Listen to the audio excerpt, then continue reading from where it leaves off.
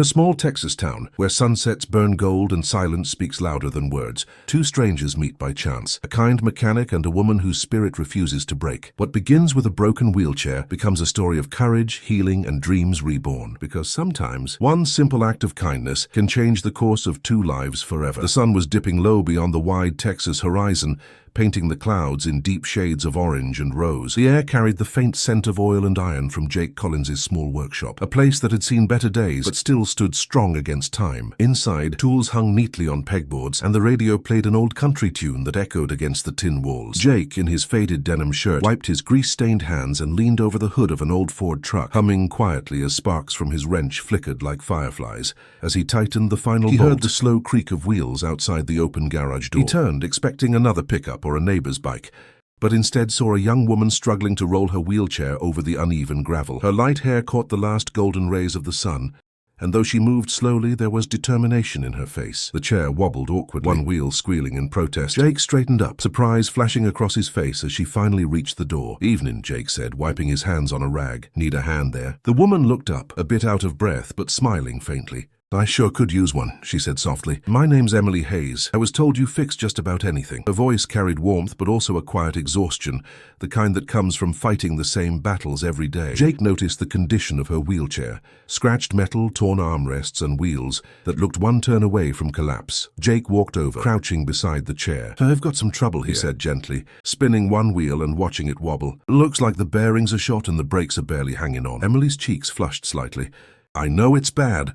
I've had it for years. I can't afford a new one, but maybe you could fix it up a bit." Her eyes dropped to her lap as if she hated asking. Jake smiled softly. "Don't worry. I'll fix it like brand new. You'll be cruising smoother than a Cadillac." For a moment, Emily didn't speak. She looked at him with surprise. People rarely offered her kindness without hesitation or pity. Most either ignored her or looked through her, as if her wheelchair made her invisible. But Jake's tone was genuine, filled with the kind of steady kindness that felt rare. "Thank you," she whispered. "I really appreciate it." Jake nodded and rolled the chair toward his workbench, already planning what parts he could salvage from old bikes and carts he'd collected over the years. As she watched him inspect the chair, Emily's eyes softened. The workshop smelled like engine oil and old coffee, but there was comfort in it, a sense of purpose and care. Jake moved methodically, his hands steady, his brow furrowed in focus. She could tell this wasn't just a job to him. It felt almost personal, as if fixing this broken chair meant something more. "You remind me of someone," Jake said quietly without looking up. "My sister. She used to have a wheelchair just like this one."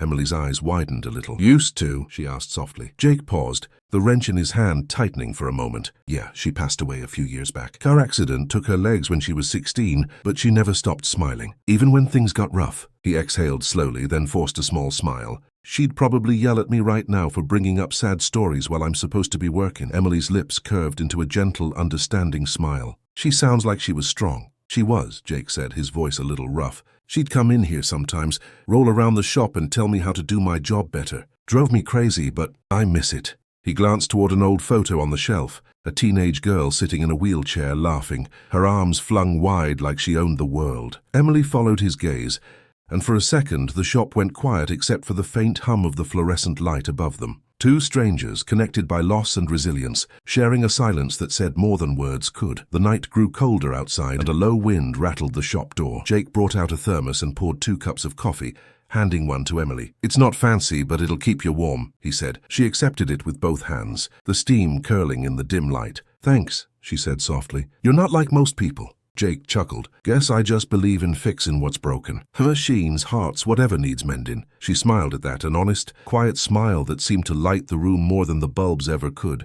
Emily told him about her life, how she'd moved to Dallas for work, then lost her job after the company downsized. She lived alone now, surviving on disability checks, trying not to let the world harden her. "Some days it feels like no one sees you," she said, her eyes distant. Jake nodded slowly, feeling every word. "You're seen here," he said, "and you matter. Don't let the world tell you otherwise." Emily looked at him, her eyes shimmering. It wasn't pity or comfort she felt, it was understanding, the kind that melts loneliness away. When it was time for her to leave, Jake promised to call her once the chair was ready.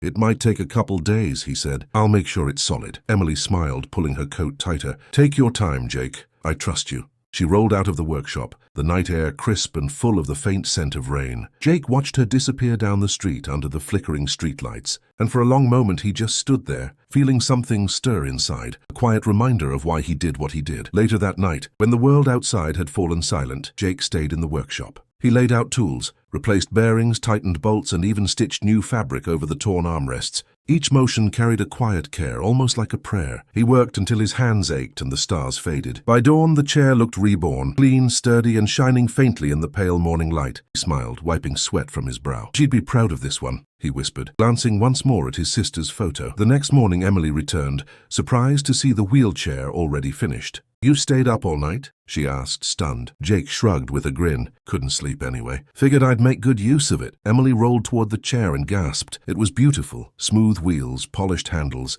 new fabric that matched her favorite color. "Jake, it's perfect," she said, her voice trembling. "I don't know how to thank you." He shook his head. "You already did.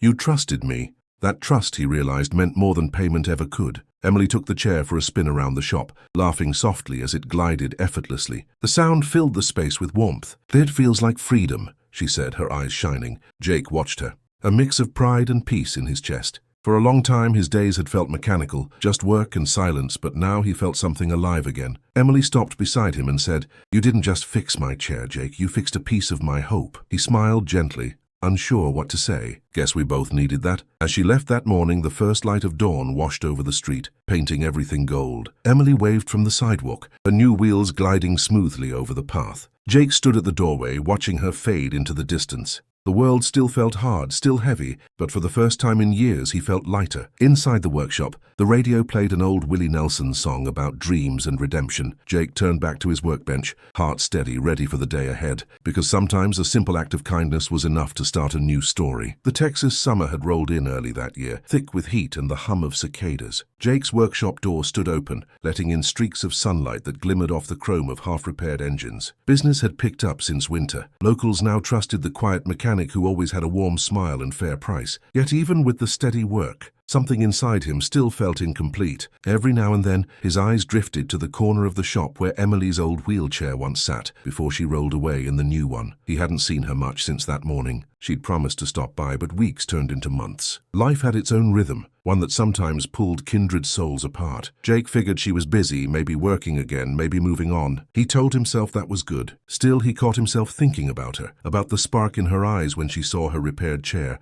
the sound of her laughter echoing against the metal walls. It reminded him of his sister, of the kind of strength that refused to break. One Friday afternoon, just as the sky began to dim to bronze, a light knock came from the doorframe. Jake looked up from his toolbox and froze. Emily was there, smiling shyly, holding a cardboard cup holder with 2 steaming coffees. "I figured you might still be running on caffeine fumes," she said playfully. Jake chuckled, surprised. "You got that right. You didn't have to, though." She wheeled closer, handing him a cup. On it was a note written in black marker. "Thank you for fixing more than wheels." His throat tightened slightly as he read it. They talked for hours that evening. Emily told him she'd found part-time work at a community center, helping kids with disabilities learn to paint. "It's not much, but it's something," she said. Jake smiled. "That sounds like everything, actually." He told her about the shop doing better, about maybe hiring another hand soon. As the sunset spilled through the door, turning everything gold, the two of them sat in easy silence, sipping coffee, the radio playing faintly in the background. Sometimes peace didn't need big words. It just needed someone who listened. Over the next few weeks, Emily became a regular at the workshop. Some days she brought coffee, other days just her laughter. She would sit nearby as Jake worked, sketching or talking about her dreams. "One day I want to design better wheelchairs," she said once, her eyes bright. "Ones that don't make people feel broken." Jake grinned. "Sounds like you've already got the heart for it." There was warmth between them, quiet and unspoken, like 2 lost pieces of life slowly finding where they fit again. But fate, as always, had its own plans. Late one night, a storm rolled in from the west, rain slamming against the tin roof of Jake's shop. He was still awake, finishing a repair, when his phone buzzed.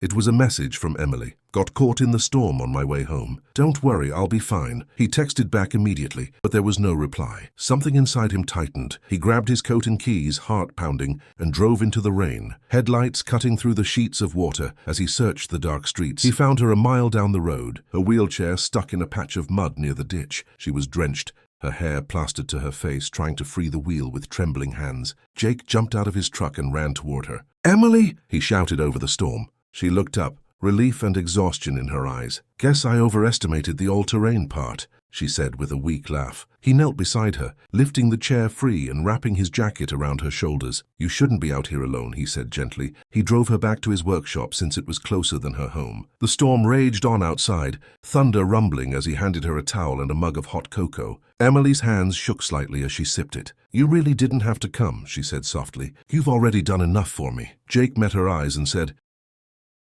"You don't get it, do you? Helping you? It helps me too." She blinked, tears mixing with rain on her cheeks. "Why?" she whispered. He paused, voice low. "Because you remind me there's still good left in the world." That night, the storm began to ease. They talked until the sky turned grey, sharing stories of loss, of family, of dreams too big for small towns. Emily dozed off in her chair eventually, and Jake covered her with an old blanket, watching her breathe softly. In that quiet moment, surrounded by tools and flickering light, he realized he hadn't felt this alive since his sister's laughter filled this space years ago. Somehow Emily had brought that warmth back, not by trying, but just by being herself. The next morning the air smelled of rain and renewal. Jake made pancakes on the shop's old griddle, and Emily laughed at his terrible cooking skills. The laughter felt easy, like it belonged there. But life had one more twist to offer. A few days later, she told him she'd been accepted into a design training program in Austin, a dream she'd never thought possible. "They're even giving me a small scholarship," she said, smiling nervously. Jake's heart ached with pride and a trace of sadness. "That's amazing, Emily. You've earned it."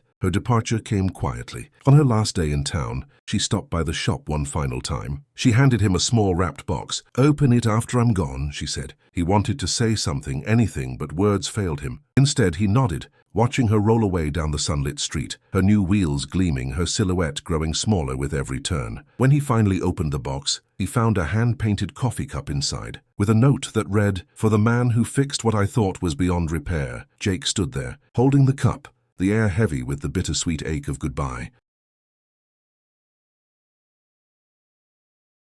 He placed it on the shelf beside his sister's photo. The two symbols, one from the past, one from the present, seemed to belong together like chapters of the same story. That night, as he closed the shop, he poured himself coffee in Emily's cup and stepped outside. The Texas sky stretched wide above him, scattered with stars. He smiled faintly. Sometimes life didn't give second chances. It gave small miracles disguised as people. Months later, Jake received a letter in the mail. It was from Emily. Inside was a photograph of her standing in front of a workshop with a sign that read, "Hayes Mobility Design." She was smiling proudly beside a row of new wheelchairs, sleek, modern, full of color. On the back of the photo, she'd written, "You taught me to fix what's broken. Now I'm doing the same." Jake held the photo for a long time, his chest swelling with quiet joy. Her dream had become real, and somehow that made his world brighter too. Jake still ran his small shop on the edge of Dallas, fixing engines, bikes, and sometimes old wheelchairs. The radio still played country songs, and the coffee cup still sat by the window. Whenever a customer asked about it, he'd smile and say, "That cup's a reminder. One small act of kindness can change everything." And as he looked out at the horizon, where the sun dipped low and the world glowed gold, Jake knew that some stories don't end. They just keep echoing softly, like the sound of rain on a Texas night.